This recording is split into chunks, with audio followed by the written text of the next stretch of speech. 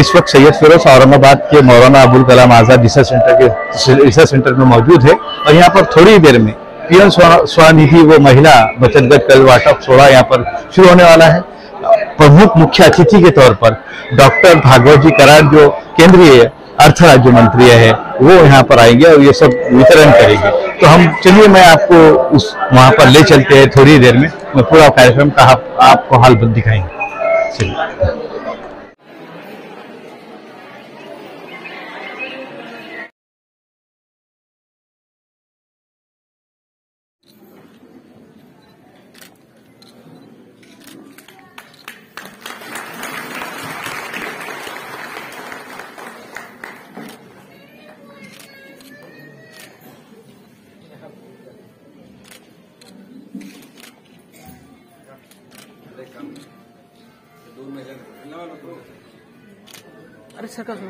महिला बचत गटाचा लाभ घेणारे या 2 महिला आहेत आणि त्यांच्याही हस्ते इथे प्रज्वलन होत आहे आणि खरंच ही महत्वाची आणि आनंदाची गोष्ट आहे की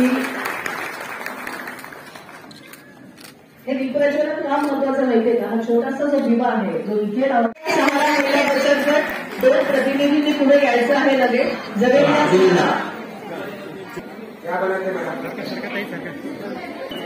साड्यांचा व्यवसाय 9.5 लाख रुपये दिले आणि त्यांना परत त्यात पैसे होते। सृष्टी सामी महिला बचत गट आणि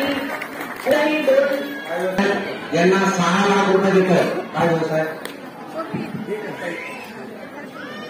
महिला गृह उद्योग आणि साड्या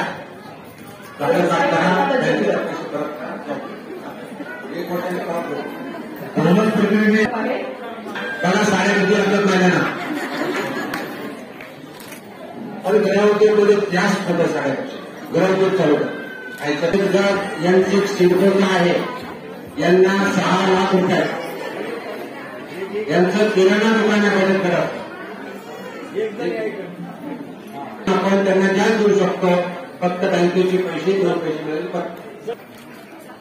विशाखा महिला बचत गट देवळाई महाडा वालीमध्ये राहतात।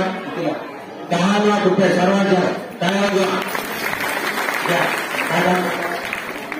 साड्या म्हणजे प्राईम मिनिस्टर एम्प्लॉयमेंट गॅरंटी ठीक आहे। 1 लाख रुपये आपण देतो अभिनंदन। डेअरीचं काम आहे मिटिंग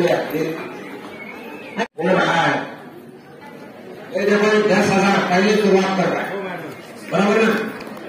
10,000 रुपये मिल गए आपको 20,000 मिलेंगे वापस करो क्या। और अगर इसमें आपको QR कोड मिलेगा।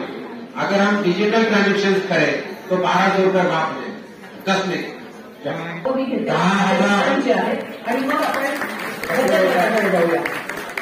मसाले पापड़ का धंधा है, पापड़ भाज के बेचते हैं बराबर ना। अभी ये वापस करो 20,000 में स्वागत करावे।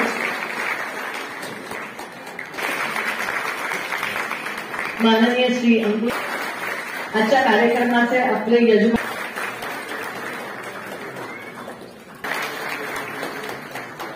श्री स्वागत करायचं आहे आणि ही छोटीशी भेट आज आपण साहेबांना देत आहोत। केंद्र यांचंही स्वागत करणार आहोत।